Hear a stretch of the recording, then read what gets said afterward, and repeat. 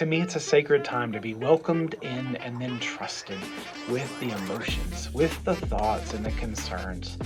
It's a means of grace. It's a way for me to care for those that care for others all the time.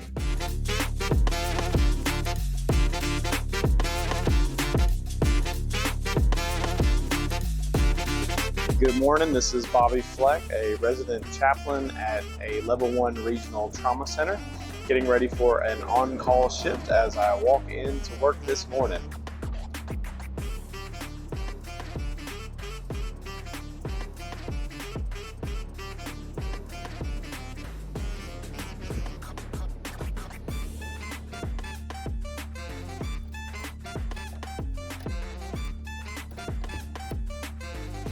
As per usual, it's about 4 o'clock on an on-call shift, and I'm finally able to take a couple of minutes just to check in and say how my day is going thus far.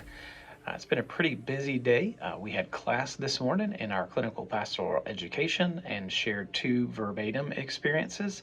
Today I'm the on-call chaplain, which means I carry the pager around and I get called out whenever those pages go off, or consultations or phone calls into our department. So today is a day where I'm the one that responds, and I also direct traffic. We call that position the air traffic controller, while there are other residents and staff at the hospital. And then right about now at this time, 4 o'clock each day, when the other residents and staff leave for the day, I'm as far as the chaplain in-house. What that means is I'm the one that responds and checks in with our units, patients, families, staff, that sort of thing that may need chaplain services, spiritual care. I also respond to the traumas, end-of-life consults, codes, pages, any of those sort of things that come in. I'm the one that responds as the on-call chaplain during that time. As I was thinking about what to share this week in my vlog, what I really thought would be a great thing to talk about is something that we've started back a couple of months ago called Tea for the Soul. So what is Tea for the Soul? Tea for the Soul is a very practical thing that we offer to staff here at the hospital. And what we do is we provide hot tea and coffee. Usually we have 2 kinds of tea, herbal teas typically, or black teas. I like the fragrant herbal teas when I serve those because they smell so good, and it seems to be that the nurses really enjoy those. Of course, with those, they have all the fixins like creamer, sugars, that kind of stuff. What we do each time is we also have a snack. Typically, I cook homemade chocolate chip cookies from a recipe that I have developed over the last several months, and those tend to be a really good hit and a great way for me to just share some love and some hospitality in those units. We have different kind of mindfulness activities and tools as well on the Tea for the Soul cart. We have heated neck weights, also known as warmies, that we provide to the staff in these units. And basically it's the idea of like a heated blanket that's this little neck wrap that sits on a neck. It's got rice in the inside, and we heat those up before we go into the units.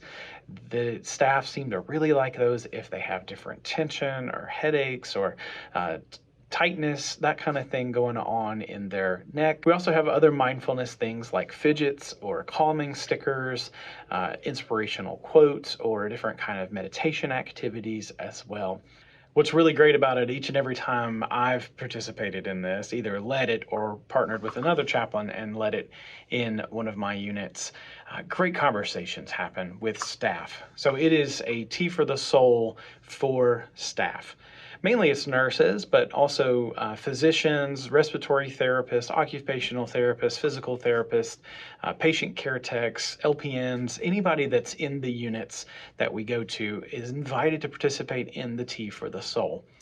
So externally, we market it as a way for us to care for the staff, to say we're here for you, we're grateful for you, and we're thankful for the work that you do. In some ways, it's a way for us just to say, hey, I see you, I see what you're doing, and I just want to say thank you. What's really neat is this tangible thing opens up to be a great experience as the staff invite us in through these trusting relationships that we get to establish through the Tea for the Soul. Since I provide the Tea for the Soul in units that I'm mainly their chaplain, they see me providing this care for them. Interestingly enough, I don't know if you've thought about this. If you're in the healthcare profession, you probably have healthcare professionals and pastors, but healthcare professionals have a difficult time sometimes accepting help, accepting and realizing, admitting that they need assistance. So the Tea for the Soul is really kind of a simple way for us to talk about what it means to receive care. What does it feel like for someone to say thank you to you as someone who constantly gives? What's it like for you to receive and be in that position? For so many of them, it's just wonderful experiences. It's a caring moment for them just to invite someone in and just decompress for a little bit. Just have some conversation.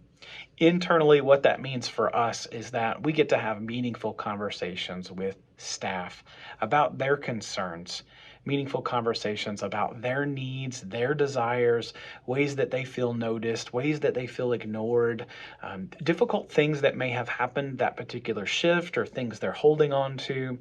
Also personal things that are happening in their life or their family's life, relationships, kids, all those kinds of things. Many times we laugh in those conversations and we kind of have a party as we take a break together and just enjoy some time to decompress. Many times as well, it's a time of emotion. It's a time of release, sometimes crying, but really just carrying conversations where the nurses realize and healthcare professionals realize there's somebody else that gets it. There's somebody else that sees me and cares about me, and I can trust them and invite them in. To me, it's a sacred time to be welcomed in and then trusted with the emotions, with the thoughts and the concerns. It's a means of grace. It's a way for me to care for those that care for others all the time. So what I want to talk about really is self-care. How are you taking care of your own self?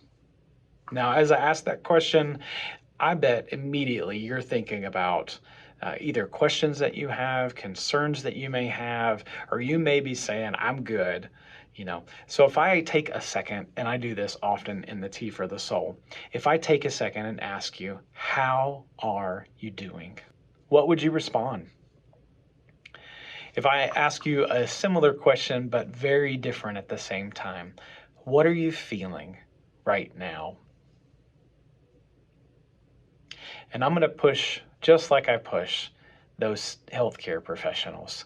I want you to offer a feeling word specifically. You're going to see a feeling wheel on the screen here, and I want you to search your own feeling right now and identify what it is that you're feeling. If when I ask you, what are you feeling, you say fine, okay, or some kind of neutral filler word like that, I want to push you further to identify a real feeling word, an actual feeling word. If you're anything like me, I struggle greatly at times to identify a feeling. There's a number of reasons why that happens, both based on my family upbringing and also my own temperament, way of looking at life. But I've learned to trust my feelings. I've learned to listen to my feelings and open up about them, invite them in as trusted friends and listen to what they would tell me. Our feelings are not things to be afraid of. They're not things to be ashamed of or scared by. Our feelings tell us what's really going on the inside. And often they get at the core of what it is that we really are going through. As you're brave enough to name that feeling word, I want to encourage you to do the same thing that I encourage healthcare professionals and nurses, doctors, assistants, techs to do. Embrace that feeling. And take that feeling to wherever it is that you have your source of strength, your source of sacredness, spirituality, divinity, your source of connection and family. Take that feeling to those places and do something with it. Share it. So just take that feeling to your place of trust, to your place of security, the place where you have community and support. If that's a person, or if that's a relationship, or if that's your source of sacredness and divinity, take it to God in prayer or in meditation. Share that with someone or something else, and open yourself up to the possibilities of what that emotion would tell you, both about what's going on in the moment and about who you are as a person. It'll guide you. It will show you what you need to do. Embrace it and welcome it in. Learn from it. Trust it. And invite it to teach you. Become the learner to that emotion and allow it just to guide you. That to me is the basis of self-care. So if I'm feeling a particular thing right now, it's going to lead me in a particular direction. Also, as I think about self-care, I'm thinking about very practical things as well. We really need to be paying attention to our hydration. We need to be paying attention to our nutritional needs. We need to be paying attention to our environmental needs. Is the place that we are right now safe? Do we feel safe in our environment?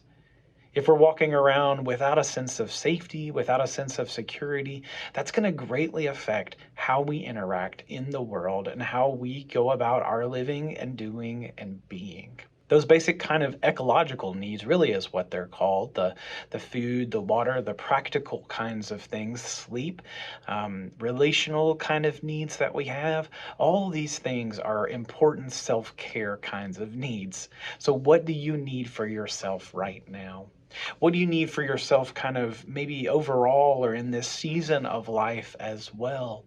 It's going to look like very different things for very different people, very different stages, very different opportunities that happen in our life. But those self-care kind of things are rooted and grounded in mindfulness. What am I feeling right now? What's going on in my life right now? How can I better adjust and accommodate for what it is that I'm going through? And I want to encourage you, just like I need to remember to encourage myself all the time. Show myself grace. Show yourself grace for what you're going through. Whatever it is that you're experiencing, it's okay. It's going to be okay. Whatever it is that you're feeling right now is really a good thing. Even if it's a negative emotion or a negative experience, ultimately it can be a teacher. It can be a guide if we open ourselves up to listen to whatever that is that it's telling us, whatever we're going through, and then we take progress. We take steps towards safety or comfortability, steps towards wholeness and integration. When we deny those needs in ourselves, we're ultimately compartmentalizing and denying parts of ourselves from full integration, from full understanding and knowing and being. For me as a Christian, when I deny those real feelings before God, I'm saying to God, I don't trust you in this area, or I can't trust you with this feeling or this emotion. Even if that feeling or emotion is directed at God, when I separate myself from that, or I shame myself and tell myself I'm not allowed to feel that way, even though I really do feel that way, I'm reaching disintegration. I'm reaching compartmentalization. But in those moments where I'm honest and true to what it is that I'm going through, what's happening in my life, that's when I can find integration. That's when I can find wholeness. God would accept me just as I am. God knows those things about me that I hide from others. God knows it all already. So me being honest to God in prayer is also a way of self-care. It's a way of spiritual care, physical care, and wholeness, integration as I honestly share those things with God. For me, it's important to share those things with others as well. Find that community, find that integration. For healthcare professionals, I encourage them to rely on their peers as well. Me as a chaplain coming in, I know a lot of what it is that they're feeling and they're experiencing because I've seen it or I've been through it, those sort of things. But really, it's those peers. It's that nurse to nurse kind of understanding. It's that doctor to doctor understanding, or that patient care tech to patient care tech kind of understanding. Really, Those are the ones, the peers are really the ones that really know what's going on and can feel it because they've literally been through it and experienced it as well.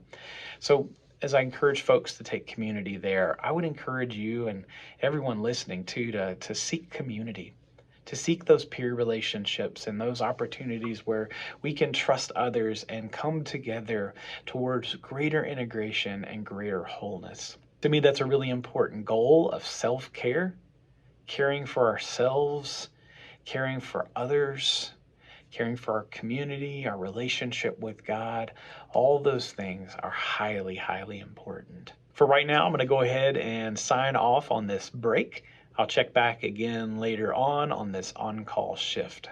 In the evening tonight, as I finished the on-call shift, I was invited to open up the board meeting for our hospital with an invocation. As I did that, I wanted to share a little bit of a devotional with the trustees and board of the hospital, as well as pray an invocation like they had asked me to do. What I shared with the board were two conversations that I'd had with families in the neonatal intensive care unit. In these conversations, I shared with them a little bit of the details and interaction that I had with the moms in particular. But more importantly, with the board, what I shared was the need for us to be caring for the staff who are involved in the care of these patients. My thought as a chaplain is if we're caring for our nurses and doctors and staff at the hospital, ultimately our patients and our families are going to be that much more taken care of as well. Basically, as care for staff increases, patient care also increases as well. I fully believe that, and I've seen it play out so many times that as the nurses and doctors and all the staff are better taken care of, then they provide better care as well.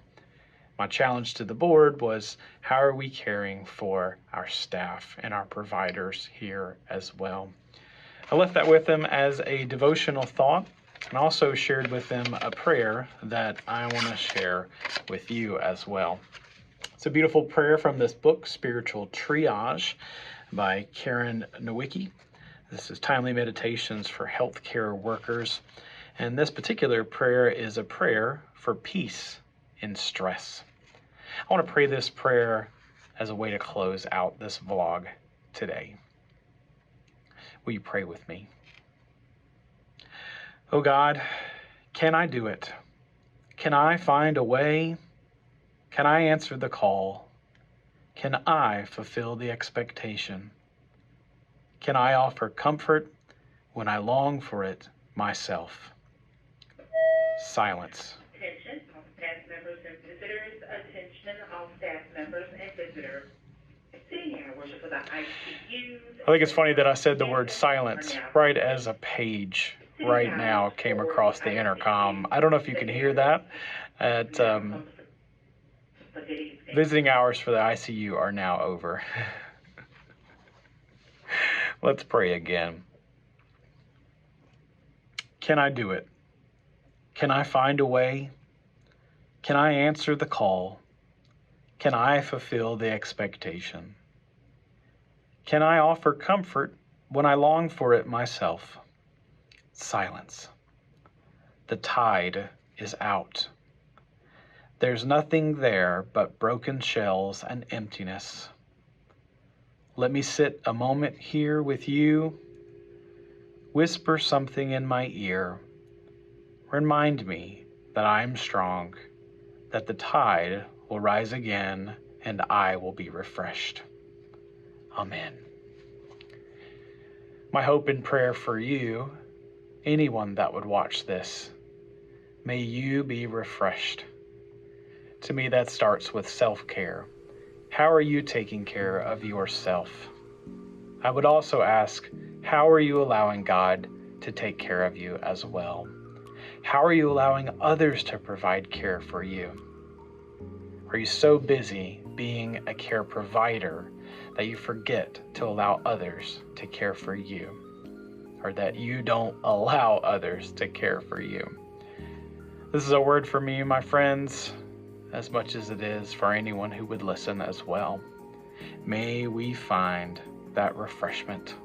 May we go to God with that honesty, what we're feeling, what's going on, that mindfulness, learn from those emotions and the way that our body is speaking to us, the way that God is speaking to us through our situations, that we would go to God with those things and find refreshment, find renewal and care. God is faithful to provide that. May God bless you.